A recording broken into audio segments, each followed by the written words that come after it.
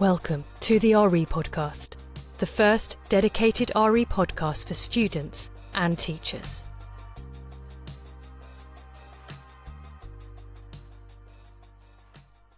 Episode 10, the one about euthanasia and abortion. My name is Louisa Jane Smith, and this is the RE Podcast, the podcast for those of you who think RE is boring, which it is, and I'll prove it to you. This week's episode is going to look at abortion and euthanasia, two quite controversial topics. I'm aware that I've used the word controversial a few times now, and you may not know exactly what it means. Don't worry, it just means that people have very strong views about something, and they often quite strongly disagree with people who think something else. For example, some people think that abortion is murder and even kill doctors who perform them. More about that later.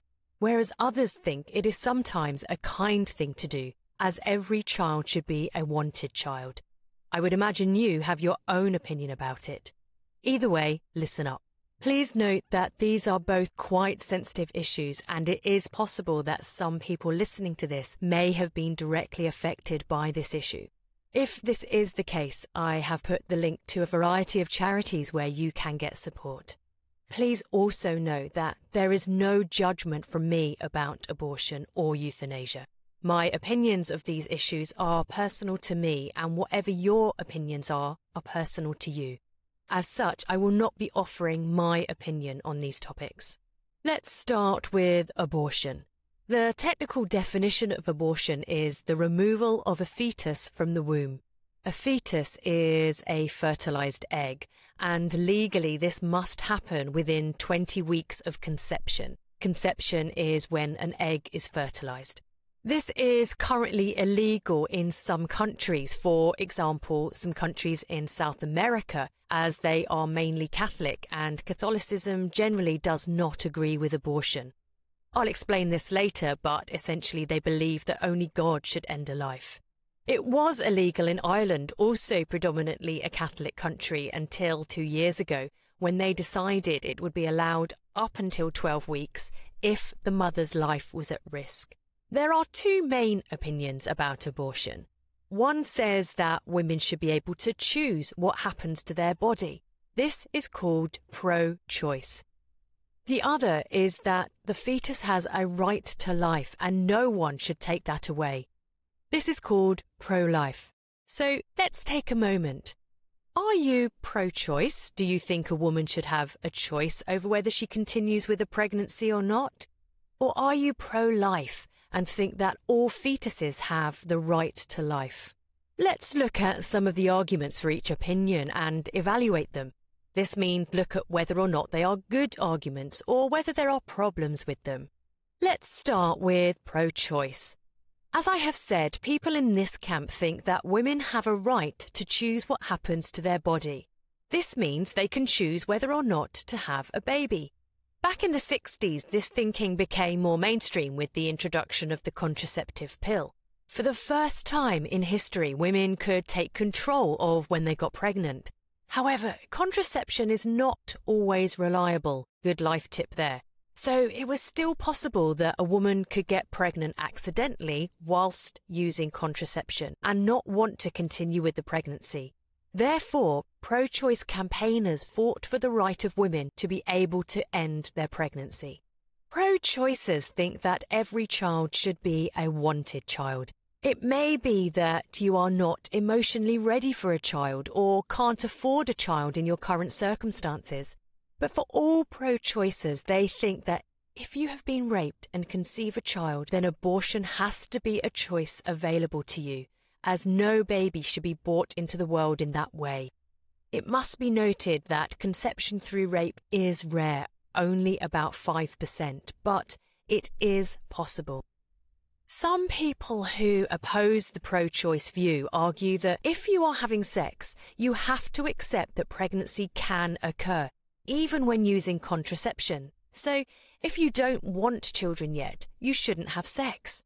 However, pro-choicers argue that sex is not just for procreation, making babies, but also for pleasure and for uniting two people. So, let's talk about pro-lifers. They fight for the right of every fetus to be given the chance to life, as it cannot fight for itself. They believe abortion is the deliberate ending of a life and, as such, is murder. In the Bible, it says, "Do not kill." It is one of the 10 Commandments. Pro-lifers believe that if you are not ready for children for whatever reason, then you should not have sex. Most people who have this view are religious and believe that God gives life and it is not up to us to take it away. They use the phrase sanctity of life, and this means that life is sacred, it's special, and it's a gift given by God. They are worried that the option of abortion encourages people to have casual sex, which has many risks other than pregnancy. And as I have mentioned before, they think sex should only happen within marriage or within a loving, committed relationship. Many Catholics teach that sex is not for pleasure, it is only for procreation, and therefore should only happen between a husband and wife for the purpose of having children. As such, abortion will never be necessary. Protestants teach that sex is for pleasure, but still should only happen within marriage between a man and a woman. But if pregnancy does occur, that this is God's will, and they should go through with the pregnancy as it is a gift from God. Some pro-lifers will accept abortion in the case of rape. They call this the lesser of two evils. So while abortion is still wrong, it would be more wrong to bring a child into the world that had been conceived in that way.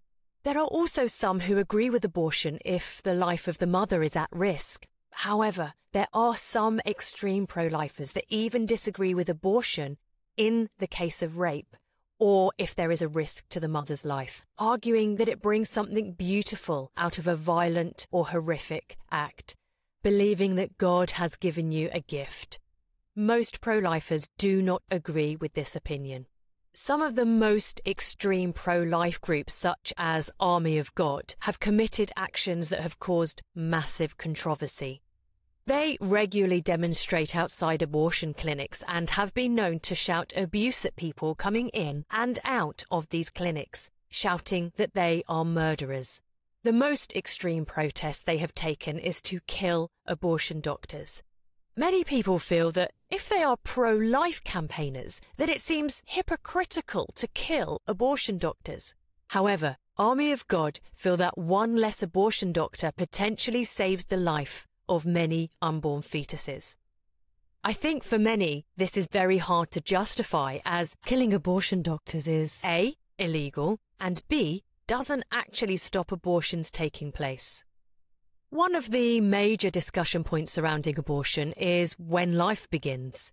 Pro-choicers generally agree that a fetus is not a human, but they disagree at which point it becomes human.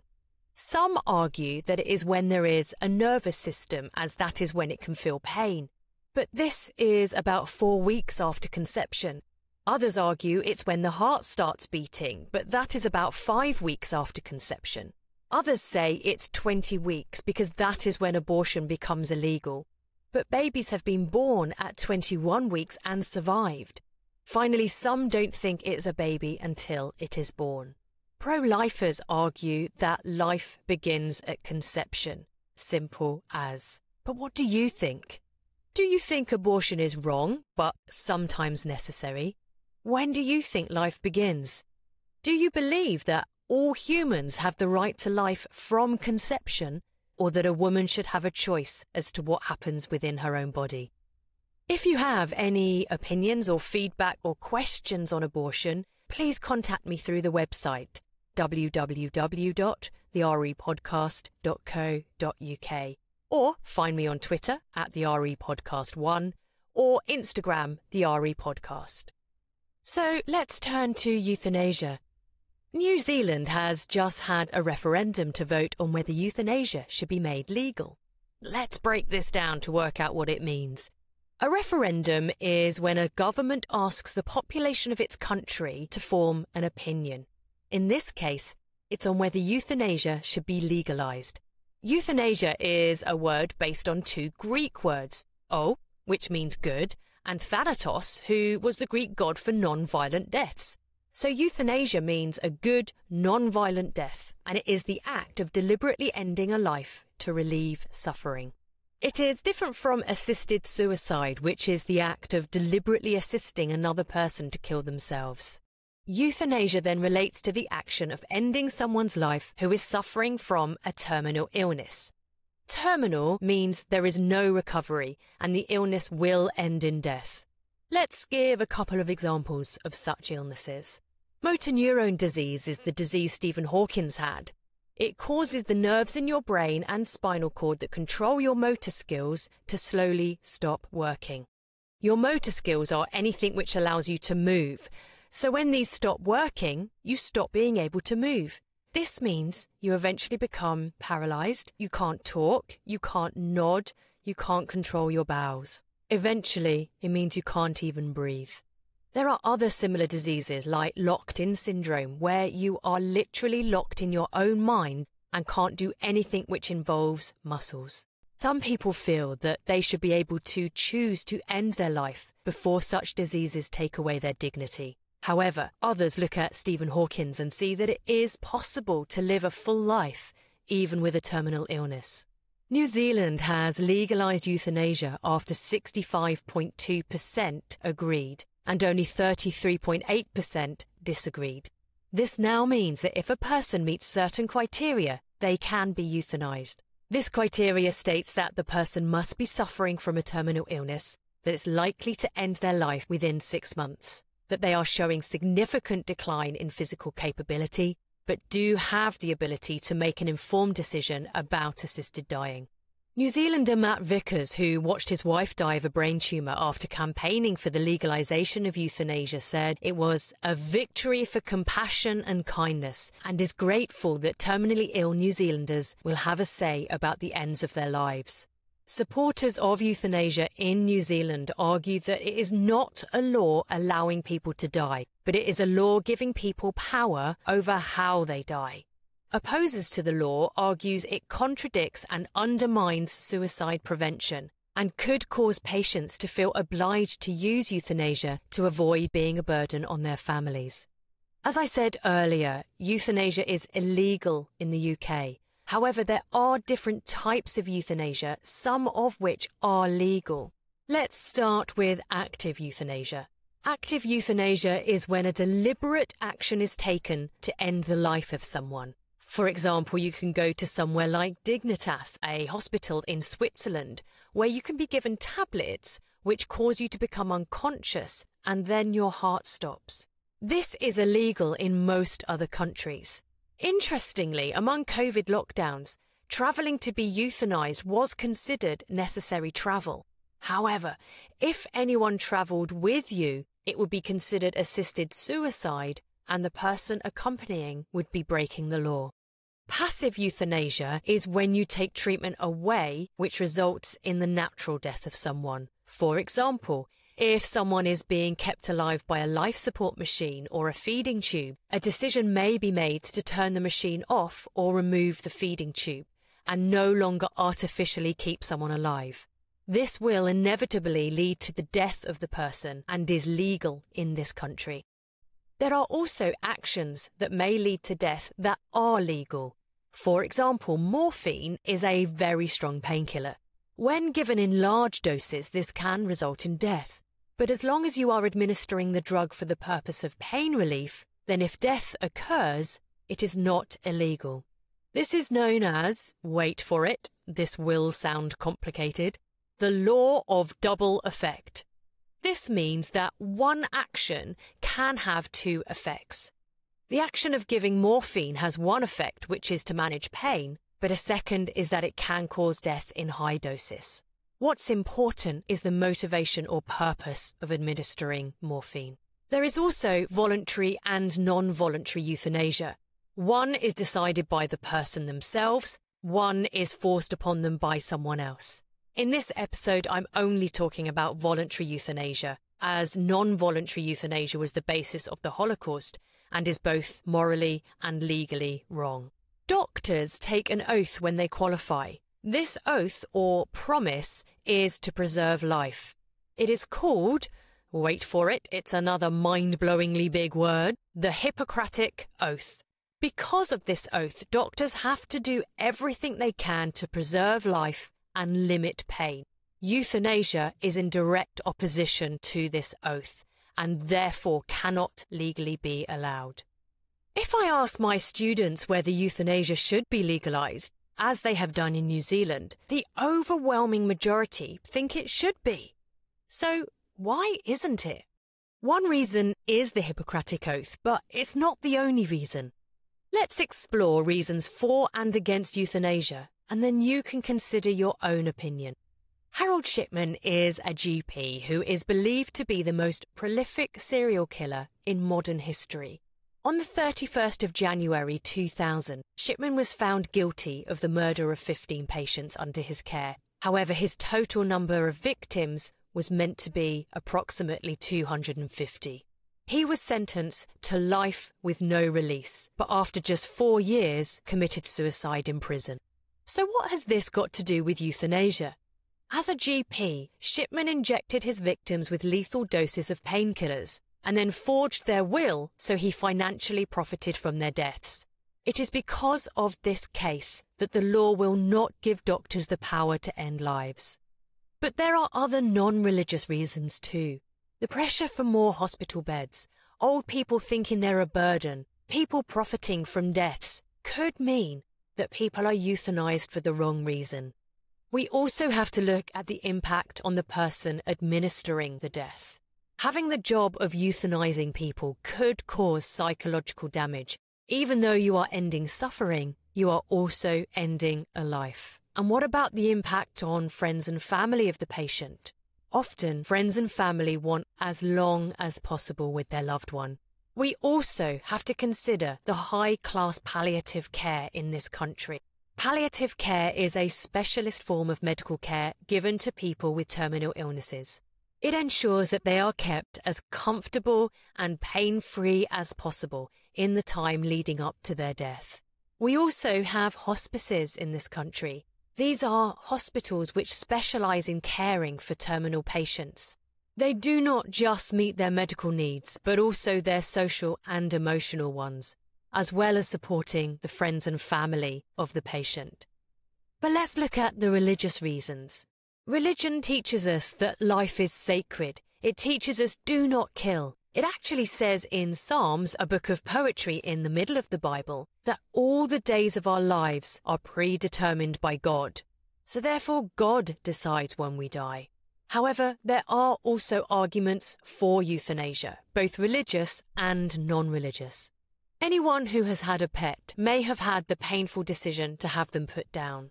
The reason this decision would have been made is because their pet was suffering from an illness for which there was no recovery. It felt like the most loving thing to do in that situation. So the main religious argument for euthanasia is based on Jesus' teaching to love your neighbour. Ending someone's suffering is argued to be the most loving thing to do. It is not murder because the person has requested this, and death is imminent and inevitable anyway. It is also done by professionals under strict laws. We could get really technical here and talk about situation ethics, a theory by a guy called Joseph Fletcher, who was trying to teach us how to know what the right thing is to do. He suggested that you do whatever creates the most loving action. So in essence, ending someone's suffering is more loving than watching someone suffer and die slowly. However, some people argue that ending someone's life can never be loving. What do you think? Another religious argument for euthanasia is the golden rule. Treat others the way you would like to be treated.